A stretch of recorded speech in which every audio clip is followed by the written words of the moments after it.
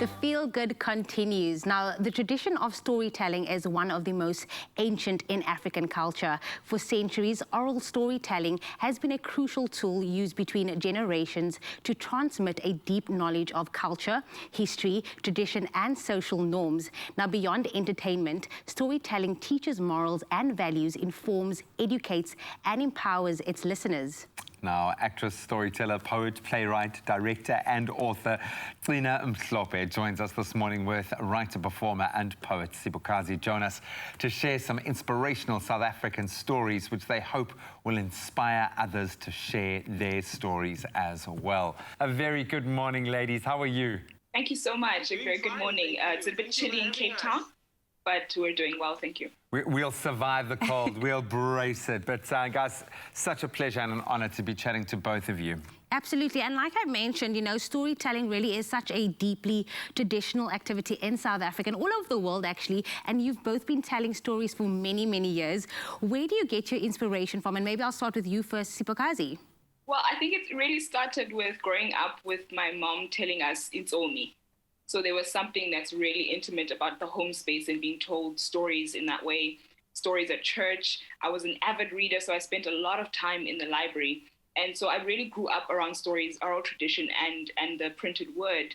And so that means the way in which I approach, I'm inspired by stories in my own work is by ordinary lives. It's women that look like me, women that look like my mother, my grandmother, my aunt, growing up in the village and so on. So I'm inspired by the everyday person and the feats of survival that we really go through.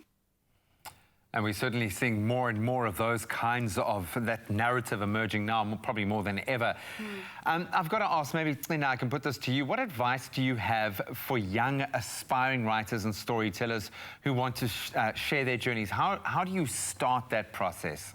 I think one of the most important things is the memories that we have. Very often, many writers will tell you that they start with memories that they have. Sometimes our childhood is where we start by sharing, you know, I remember when this and this happened. I remember when this happened. When you share those little memories, somebody says, me too, you know, my father used to say this, my father used to say that. And those memories grow into stories that we remember and share more often. And for people who are up and coming writers, I think you must write about something that you know, something that you're passionate about, that maybe not even pushed to passionate, but something that makes you feel good. Something sometimes that irritates you. You say, I don't know why this and this has to happen so often. So people write about different things.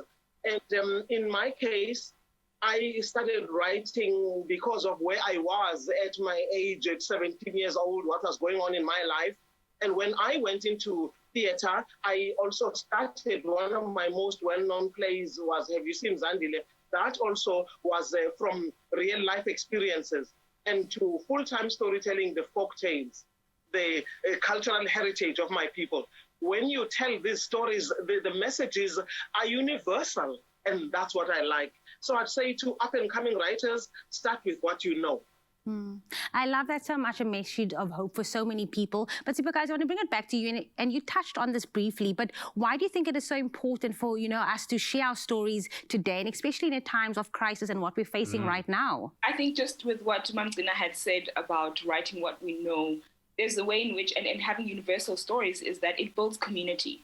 And if there's anything that we need right now in the time of social distancing and feeling disconnected, is a sense of community. And if we write stories and share stories of hope, it ensures that we don't feel alone, we feel seen, we feel heard, and that our stories are often represented, and we see ourselves represented in the stories of others, the stories that are told. So I think in this crisis, what we need is a stronger connection, a stronger sense of communities, and our stories can do that even from a distance.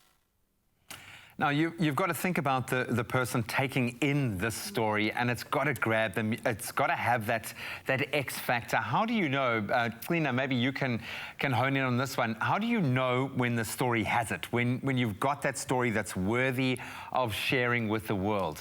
I often say, don't tell a story you don't like. Nobody else will. It's like a chef who dishes up a meal they don't like, and they look at the people who are eating and they expect them to enjoy it.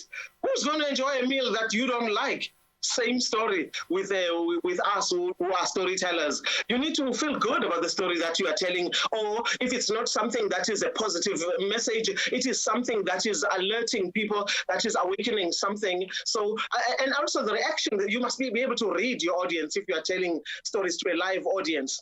Because sometimes you prepare a certain story, you feel like, okay, this is not the right one for today. And slowly you move to the one that works. You must read your audience.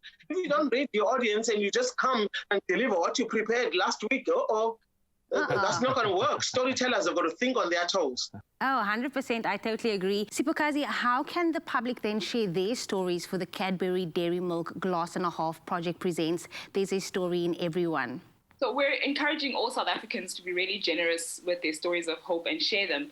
The 20 most inspirational stories will be compiled into an ebook and shared with orphan and vulnerable children. So what South Africans can do is add the number 087-240-6488 to their WhatsApp contacts and follow the prompts. So they say hi and then follow the prompts.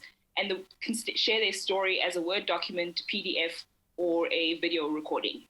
No, I know not everyone is That's extremely important that people feel that there's a place where people want to hear your story. So Cadbury not only is inviting people to tell their stories, but there's this want to hear your stories. You know, when you tell a story, I wonder if they want to hear it.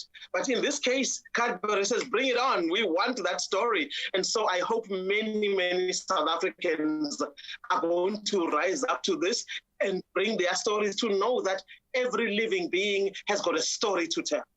What a great way to know each other and also know ourselves. And as Sipokazi said, kind of see ourselves reflected in other people. I think that we probably need that now more desperately than ever, is to just feel like we're part of something bigger than ourselves. Ladies, I've got to say thank you so much. I wish we had time for you to both grace us with the story, but we know where to go to get a brilliant story. But thank you for inspiring us and inspiring generations of writers between you as well. So thank you so much for your time this morning and for the work that you're doing. Thank you so much. Thank you. Thank you so much for having us, and more stories are out there. And I'm excited that South Africans are going to be opening this vault of wisdoms. Couldn't have said it better. Absolutely love it. So whether real or imagined, Cadbury Dairy Milk believes there's a story in everyone. And we're encouraging all South Africans to be generous with your stories of hope. Share them with us. Now, the 20 most inspirational stories will be compiled into an ebook and shared with orphaned and vulnerable children. So come on, SA, share your story and inspire theirs. You can add 087-240-6488 to your WhatsApp contacts and then just follow the prompts. It's really simple. You can share your story as a Word doc, a PDF, or a video recording. Make it even easier. Anything will do as long as it's inspiring and uplifting. Think about that young child that'll be listening and reading that story, listening to and reading that story once you are done. But all the best of luck. Cadbury Dairy Milk Glass and a Half Project presents There's a Story in Everyone.